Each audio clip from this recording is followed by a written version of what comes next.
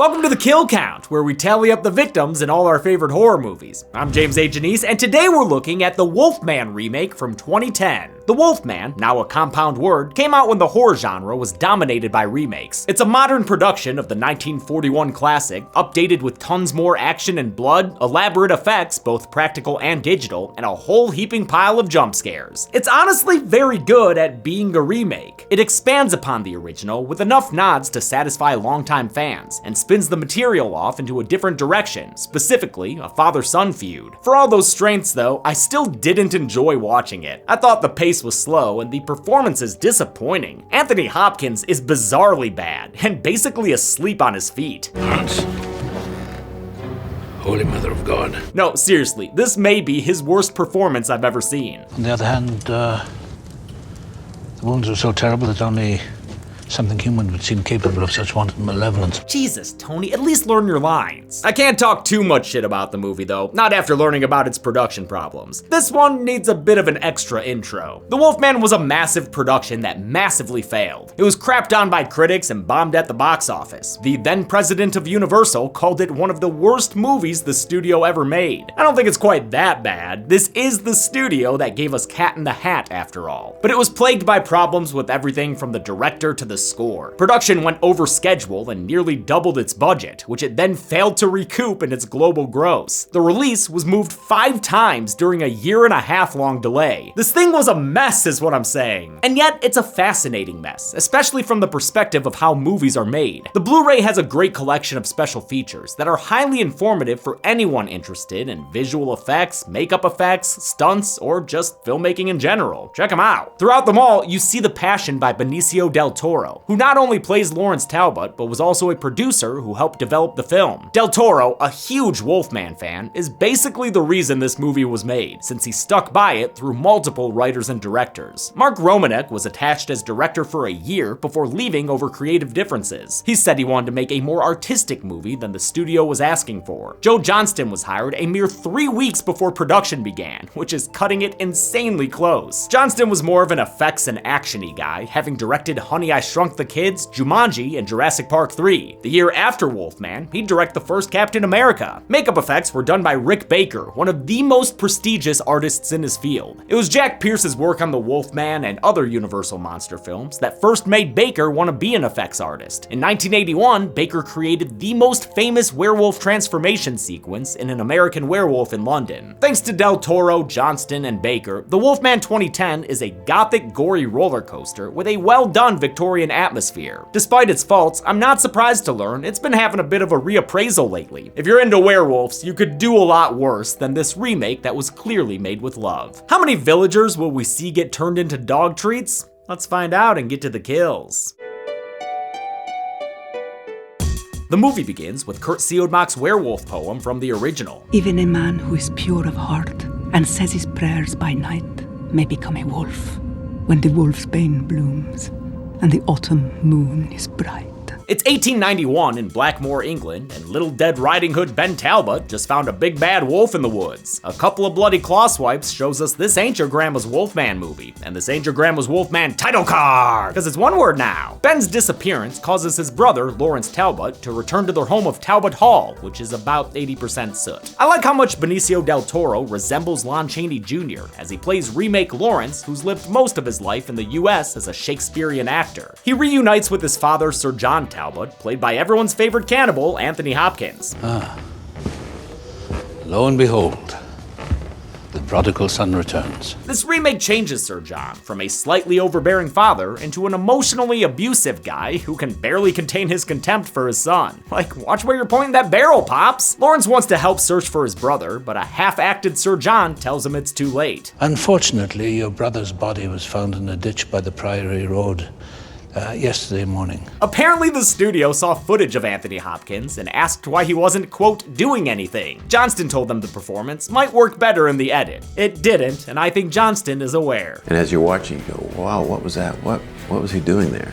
That was sort of strange. To see his brother's body, Larry rides into the nearby village, which was played by the village of Castle Combe in Wiltshire. Castle Combe is one of many excellent settings for the Wolfman, since it's a real-life period town with no modern touches to it. All production had to do to match the era of the film was cover up road signs and dirty up some houses. The local butcher has been keeping Ben's body on ice, and even though he's warned not to, Larry takes a peek. Holy Walking Dead! Yeah, maybe make this a closed casket funeral. He pops by the pub for a pint, where some gossiping locals mention how 2 other men were killed in similar attacks, but we never met them, so doesn't count. Pub owner Mr. Kirk blames a local Romani camp and its dancing bear, but local rambler McQueen posits the presence of a werewolf. Whatever did it was big, had claws, and didn't mind a load of buckshot. Great Quint-like monologue here by Scottish actor Clive Russell, aka the motherfucking Blackfish. Larry returns home to check on remake Gwen Conliffe, who wrote to him about Ben's disappearance in the first place. Gwen is now Ben's fiance, or ex-fiance I guess, meaning this remake has no need for Frank the Wank. She's currently staying at Talbot Hall with her Ironborn maid. Hell yeah, Game of Thrones actors! Lawrence and Gwen meet face to face for the first time, and he pledges to remain in England and find out what happened to Ben. The death weighs heavily on both of them, and it doesn't help when Larry opens the door into the house's flashback room. Come on, Lair, stay in the present. No time to think back to those Donald Duck races. He remembers a night when his brother was a young Asa Butterfield. Lawrence,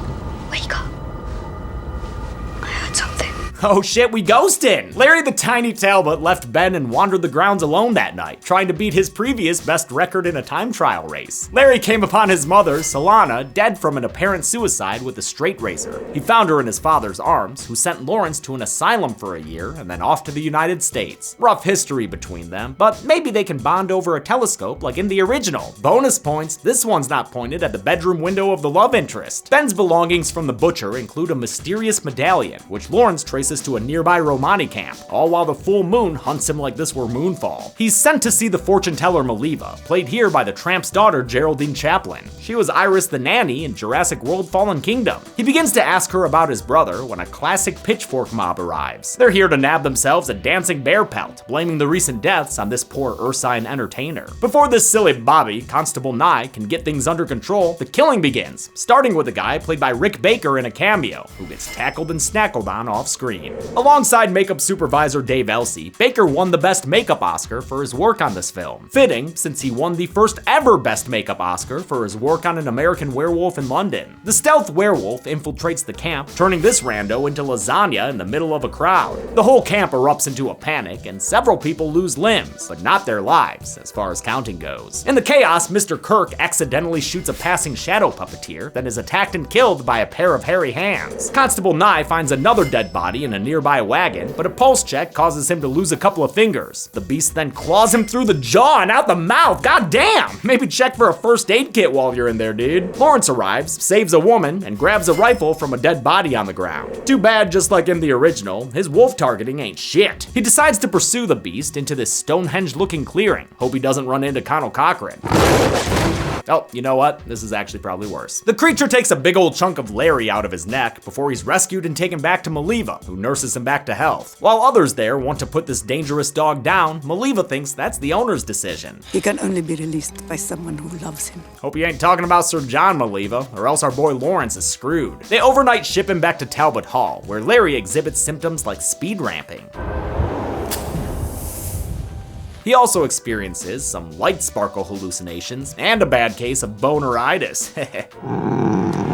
Oh shit, and a visit from Trainspotting Gollum? When he wakes up from his fever dreams, family physician Dr. Lloyd discovers his wounds have healed at a remarkable rate. It's one of the few scenes lifted directly from the original, though remake Lloyd doesn't engage in PJ Peekaboo. Does prescribe him some Gatorade Frost though. The strange events finally catch the attention of Scotland Yard, who send over Mr. Smith to take care of the situation. Hugo Weaving is playing Francis Aberline, a character inspired by Frederick Aberline, the real-life inspector who tried to catch Jack the Ripper. That real-life background is applied to the fictional Francis. Weren't you in charge of the Ripper case a couple years back? Aberline voices a suspicion towards Larry due to his history of mental illness, but the only thing we learn from this scene is that Hugo Weaving's the only one giving an interesting performance. Larry goes out to the lake where he questions his sanity. Yep, still screwy. He's joined by his dead brother's ex, taking a break from subbing for and dressing like Miss Peregrine. Remake Gwen Conliffe is played by Emily Blunt, last seen on the kill count in both Quiet Places. I like Blunt a lot, but does she get anything to do in this movie? No. Lawrence gives her a flirtatious rock throwing lesson, and pretty soon she's sending them jungle cruising across the lake. It's kind of father-sonny for a first date, but you know what? These two don't have any actual romantic chemistry, so whatever. Also, Larry could use a loving father relationship. His developing dog ears discern a distant din. He returns home to find the Hat Brigade here to arrest him. Here's a hat, and another hat. The hats get stupider in every shot. Hatting it up are local landowner Squire Strickland and this movie's Colonel Montford, looking more like Colonel Mustard to me. They've heard rumors of Larry's werewolf bite and want to capture him for safekeeping, but they're stopped by a gunshot from a tired old man. Sorry, Colonel. I meant to shoot you. Sadly, I'm not the marksman I used to be. Okay, that was actually kind of baller. You win this one, Tony. They can go on and get. Gwen dismisses the townsfolk's fears as backwards and old-fashioned, but Larry's super healing convinces him they might have a point. Also not a good sign that he's going gaga over Gwen's décolletage. He visits Singh, his father's loyal servant, who tends to the estate in between dates with Stede Bonnet. Singh tells Lawrence his family is cursed and shows him a stash of silver bullets. When you need those as a safety plan, might be a good idea to send the love interest away. Lawrence tells Gwen she can't wait until the edge of tomorrow. She has to return to London now so she can be safe from him. And hey, if it keeps her from being in this movie for the next 30 minutes, good for her. The town prepares for the upcoming full moon with many a swing of the hammer. Aberline swings by the pub so we can get some good acting as a doggy treat. Rules, Mrs. Kirk. They're all that keep us from a dog-eat-dog world, you know. At Talbot Hall, Lawrence notices his father going out for a midnight stroll. He follows him to a crypt, which we saw Brother Ben running towards in the movie's opening. Inside, Lawrence finds a shrine to his dead mother, as well as a lazy boy that only dads are allowed to sit in. Speaking of the Popkins, Anthony Hopkins popkins in to explain his performance. You see, I'm quite dead. He escorts Lawrence out and closes the door behind him, locking himself inside so he can twinkle his eyes in peace. Lawrence starts getting his dog on, his joints elongating in a painful-looking transformation, clearly inspired by Baker's seminal work in An American Werewolf in London. This first transformation is hidden in shadows and reflections. They wanted to save the full reveal for later. It still required reshoots to help flesh it out, meaning the effects team had to combine shots that were filmed months apart. Baby's first howls are heard by Aberline back in town, so he hightails it into the woods.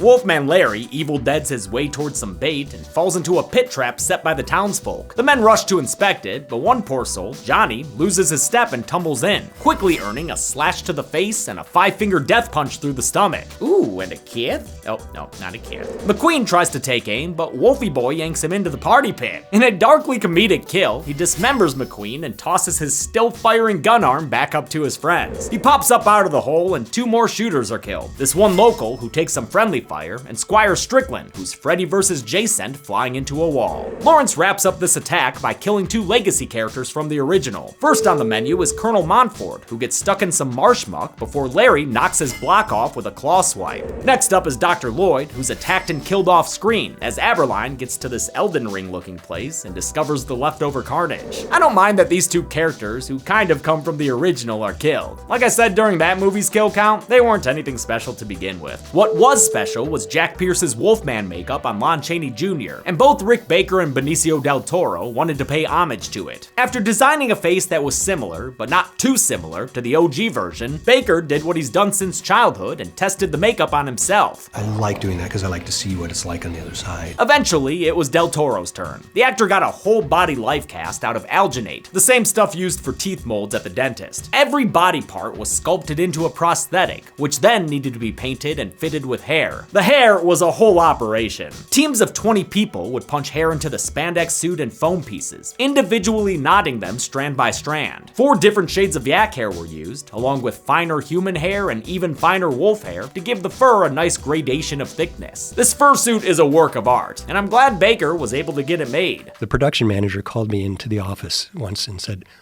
What is this? Why are you buying all this hair? What is this hair for? I go, seriously? Why do you need this hair?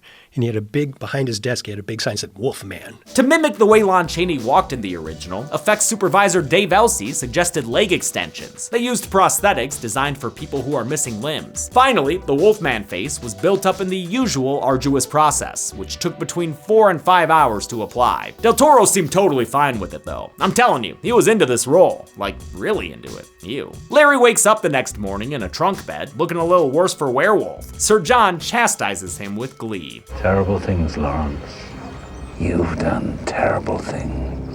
Well, maybe I just need a dad who loves me! Since he didn't renew his license to kill, Larry is arrested by Aberline's men with a violent gun punch on the grounds of Talbot Hall. The Talbot home is played by the historic Chatsworth House in Derbyshire. They were supposed to have 9 weeks to shoot at Chatsworth, but thanks to scheduling issues, only had 1. That is not a ton of time for all the stuff they had to film there. Lawrence is sent back to Lambeth Asylum in London, where his father sent him as a child after he discovered the death of his mother. He's reunited with Dr. Henniger, who treated him in his youth and who oozes with evil doctor vibes. We have made enormous strides in the treatment of delusions such as yours. Those strides include riffraff waterboarding Lawrence to rid him of his werewolf delusions. All the Arctic enema does, though, is give him hallucinations of headless Hamlets and haunted mansion statues. Whoa, and some very poppin' side boob. He awakens from this Bosler-manian nightmare to find his father paying a family visit. Sir John reveals that his glowy eyes were because he's a werewolf too. He became one during a hunting trip in Tibet, where he was bitten by a weregolem. This werewolf boy from Tibet origin was inspired by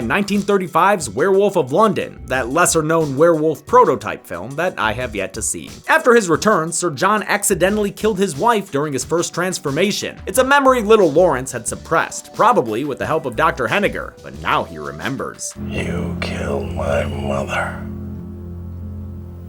Yeah, I suppose I did. With this reveal, Lawrence tries to get himself banned from Xbox Live. You should kill yourself.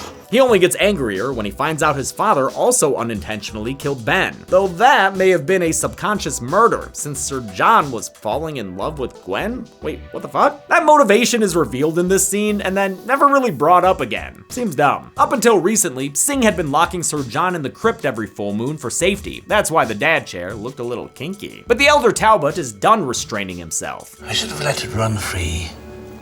Kill or be killed. He leaves Larry locked in his cell, playing the prison harmonica on his way out.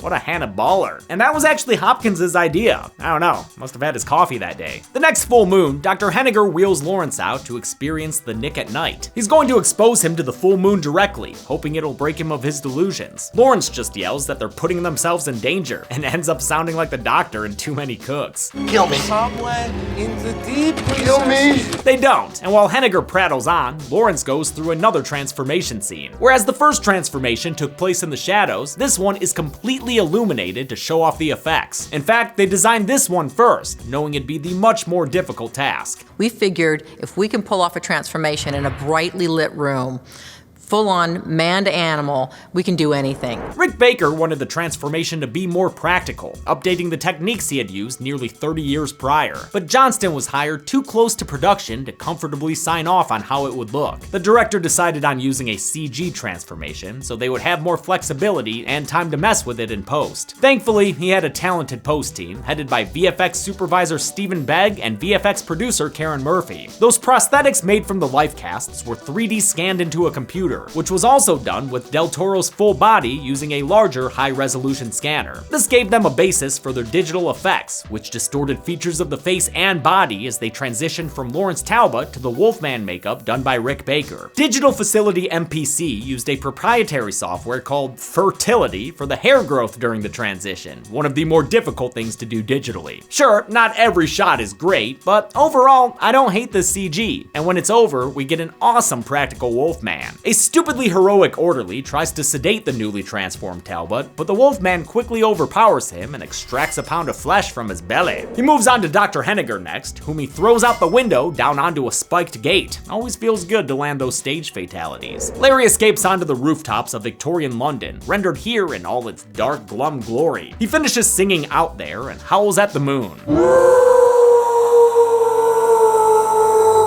The Wolfman's howls used samples from several rock vocalists, including Van Halen's David Lee Roth and Kiss's Gene Simmons. Aberline pursues Larry as he tries to escape. Hope all these buildings have roof insurance, I tell you what. The furry fiend Goomba stomps one unsuspecting policeman, then runs into the town square in tribute to the Piccadilly Circus scene from the end of An American Werewolf in London. Larry dodges a steam-powered double-decker, which crushes a fleeing pedestrian. Hey asshole, right of way! The bus tips over, allowing Larry to bust in and carve up 4 passengers inside side with various claw slashes and swipes. This entire badass action sequence was an amazing merger of practical and digital effects. It started with Henniger's kill, where a stunt performer was thrown through a window onto a crash pad. That shot cuts to an actual human doing a wire stunt, which transitions into CG at the bottom of his fall, where he's impaled with some CG spikes. The end of his death cuts back to the real actor, with the digital spikes coming out of his back. On the rooftops, we see a collaboration between the visual effects team and Del Toro's main Wolfman stunt double, the aptly named Spencer Wilding, whose first credit was also as a werewolf in Prisoner of Azkaban. This dude did a ton of cool shit for the Wolfman. My favorite is when he was on a carpet being pulled at 20 miles per hour to make his running look faster. They compared it to the moving walk at airports. But Wilding was wilding out all over the place, hanging from cables and using a rig around his waist to allow him to run on all fours. This was a huge part of reshoots. Initially, the Wolfman only ran around on 2 legs, but they thought it looked bad, so they went back and made him part quadrupedal. I think it was the right call. Wilding was filmed running in front of a green screen, interacting with practical props. They called it semi-werewolf parkour. Those shots were composited into a digital London, which mixed 3D elements with 2D images for the distant backgrounds. And lest you think that Goomba Stomp was digital, nah man, they really did that shit! After 3 days of rehearsals, Wilding jumped from an 80-foot roof off of Old Royal Naval College in Greenwich. I just gotta let this footage play out because it's fucking awesome, dude. And it also looks like a lot of fun to do. Finally, the street attack was filmed on the Naval College grounds, keeping it safe from the public since there was so much action involved. There's a lot of people in a small area with carriages going over and action going on, so we all have to have our wits about us. A whole bunch of stunt performers had to take an actual fall from a 5.5-ton steam bus. It's a testament to their talents and stunt coordinator Steve Dent that no one got hurt doing these things. Lawrence hurdles his way over Ye Olde police barricade and escapes into the night. He eventually collapses near a bridge where he sleeps off the fur and claws. He reunites with Gwen in her father's antique shop, another nice subtle nod to the original. He fills her in on the film's second act. I'm a monster,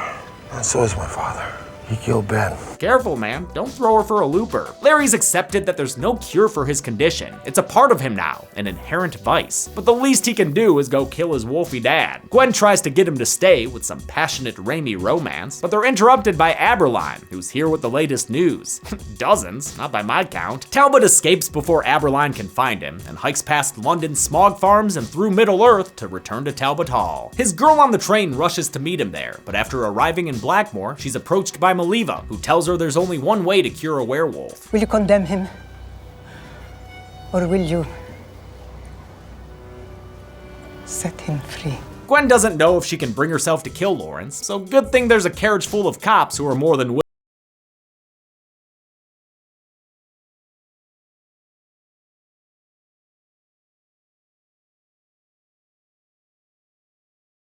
Aberline is kind of framed as a villain, but honestly, I'm on his side. Lawrence is clearly a danger. Larry finally makes it back home and finds Singh's decaying corpse, the servant having been killed by Sir John during a murderous night. Damn, after surviving so many living daylights. He grabs a key off the servant's body and uses it to get the silver bullets, the better to shoot Papa with. He follows piano music to the foyer, where he finds the body of an inspector named Carter. Earlier, Aberline had sent him to meet with Sir John. Wolf Dad is tickling the keys and welcomes Lawrence back with his favorite parable. And lo and behold, there he stands, the prodigal son, for he is returned. Larry prepares to put his old man down, but Sir John reveals he's sabotaged the silver ammo long ago. He proceeds to beat Lawrence with a silver-headed wolf cane, a tribute to the walking stick from the original. The director's cut of The Wolfman has a scene where Larry gets this cane from Max von Sydow. It's some of these 17 minutes that were restored for the extended version. I've heard that cut is better, but I haven't watched it yet. I am a little skeptical, since it adds so much time to the movie's first 40 minutes, which are already kinda slow. But who knows, maybe one day I'll dust off the cut comparison. The fighting begets a fire in the room, but the real heat of this battle comes from the glow of the full moon. Sir John encourages Larry to embrace his wild side. You're heir to my kingdom, Lawrence.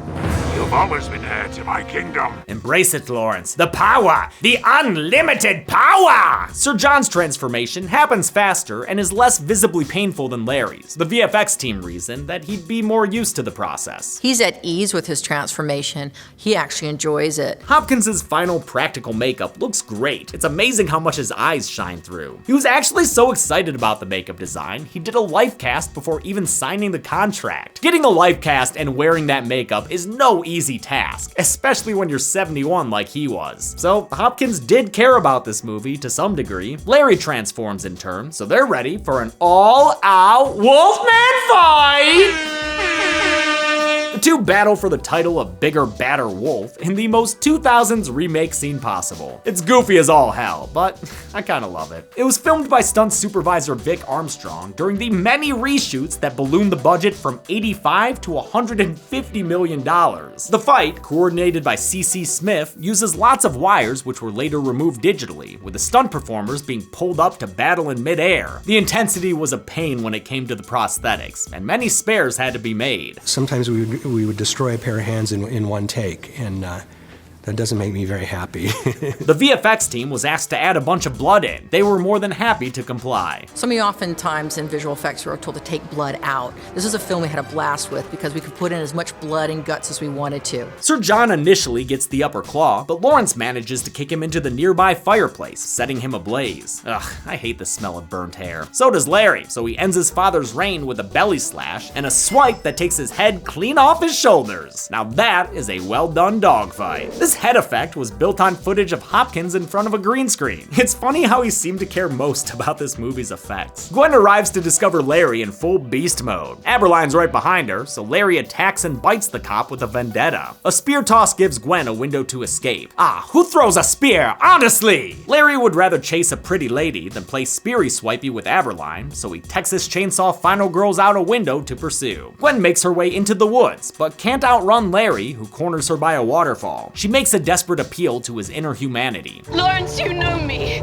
You know me, remember me, look at me. It works long enough for her to shoot him through the chest. Oh damn, yeah, you go girl. Hairy Larry reverts back to his slightly less hairy human form and thanks Gwen before dying in her arms. Don't worry though, he'll be fine. All dogs go to heaven. The townsfolk catch up and Aberline realizes with horror that thanks to Larry's bite, he's doomed to bear the Talbot curse. The movie ends as Talbot Hall burns to the ground and we're treated to one last howl for the road. Consider it a doggy bag. How many people drop dead once the Wolfman dropped that space in his name? Let's find out and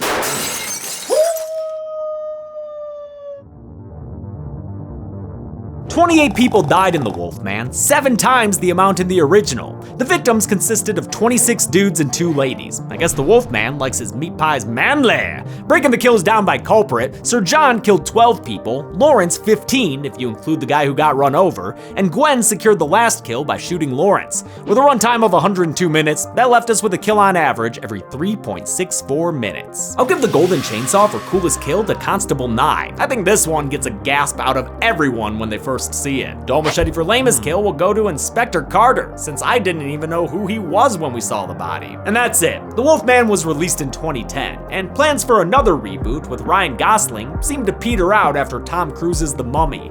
Maybe we'll see Lawrence Talbot again someday, but until then, I'm James A. Janice. This has been The Kill Count. On the next Kill Count. Here comes Santa Claus, here comes Santa Claus. Whoops, never mind, he's been slain. I knew it! You're not real. Looks like Chuck's the only one coming this year in the aptly named Seed of Chucky.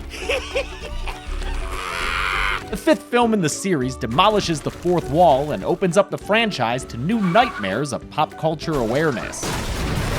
Oops, I did it again.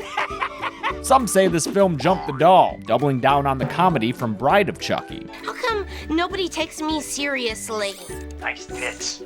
Thank you. But we get a great addition to Chucky lore in the form of his and Tiffany's gender-fluid child, Glenn/Glenda.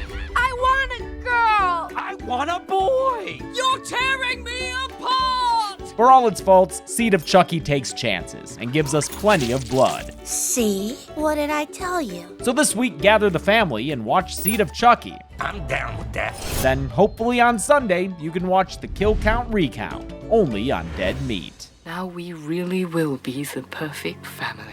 Seed of Chucky can currently be watched on the pictured streaming platforms. Demi always recommends you watch the movie for yourself before its kill count. It's the only way to have your own properly informed opinion. Kill counts are never meant to replace the experience of watching a film. Thanks a lot for watching this Wolfman kill count. I am so sorry that the episodes are all out of order, man. It's just because of copyright claims keeping releases from happening on time. We are trying our best here at Dead Meat Productions to give you the kill counts you want, and some of the ones you don't want, but we're making them anyway. You'll see that Wolfman figure back there? Dude, this figure is fucking dope. I saw that online, I was like, I need to buy that. I want to thank some patrons like Amanur, Asher Barrowlet, Ryan Jamison, Jason A. Faney, Dania Thacker, Elias Ickery, Bailey Tappert, Fidel Negretti, and Megan Gitz. Thanks everyone, be good people.